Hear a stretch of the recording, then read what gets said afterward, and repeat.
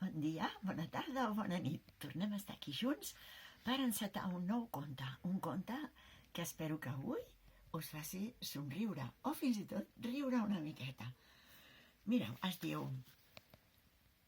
Què és aquest soroll, Isabel?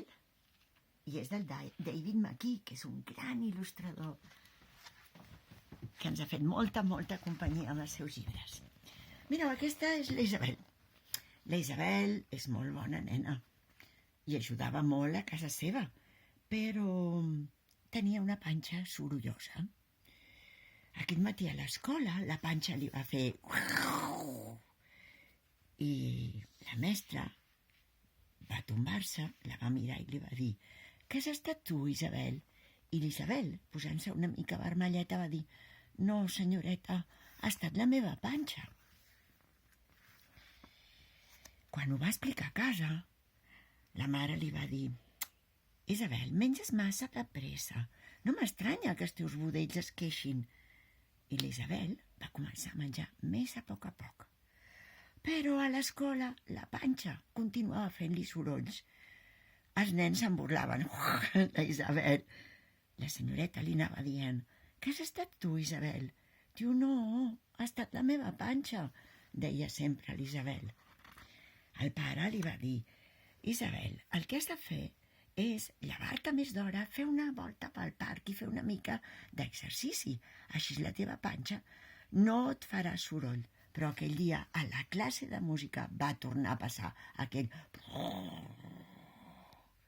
I la mestra de música li va dir: «Què has estat tu, Isabel?» I ella, posant-se vermelleta, ja ho veieu, va dir: No he estat jo, ha estat la meva panxa». La mare la va dur al metge i el metge li va recomanar una medicina que tenia molt mal gust. Però, malgrat prendre la medicina, malgrat fer 4 voltes al parc, malgrat menjar a poc, la panxa de l'Isabel continuava fent soroll. L'endemà,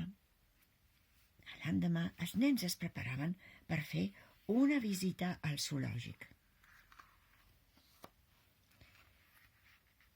Primer van anar a veure els cocodrils, després els micos.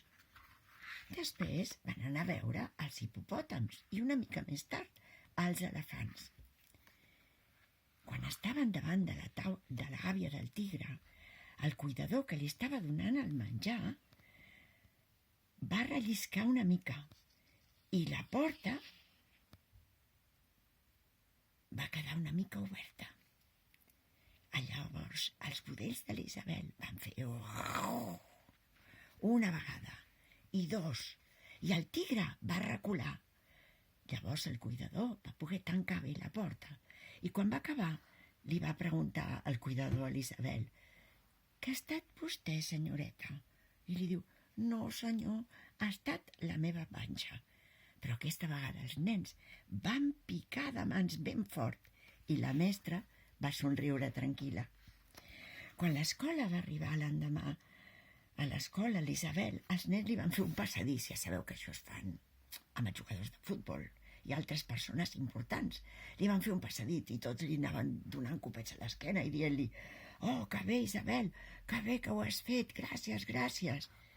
Tots els nens es van quedar quiets quan van seure a taula. Tothom estava amb l'orella alerta, esperant sentint el soroll de la panxa de l'Isabel. Però la panxa no feia ni una mica de soroll. Quan ja gairebé estaven tots avorrits i se sentien decebuts i ja no sabien ni què fer, es va sentir una altra vegada. I llavors tots es van posar a riure, pensant que bé, l'hem tornat a sentir. La mestra es va girar i va somriure. «Què, Isabel? Ha estat un soroll de la teva panxa?» I ella va dir: «No, senyoreta, no ha estat la meva panxa, avui ha estat el meu cul». I conte contat, aquest conte, que fa una mica de pudor doloreta quan s'acaba, s'ha acabat. Fins demà, estimats.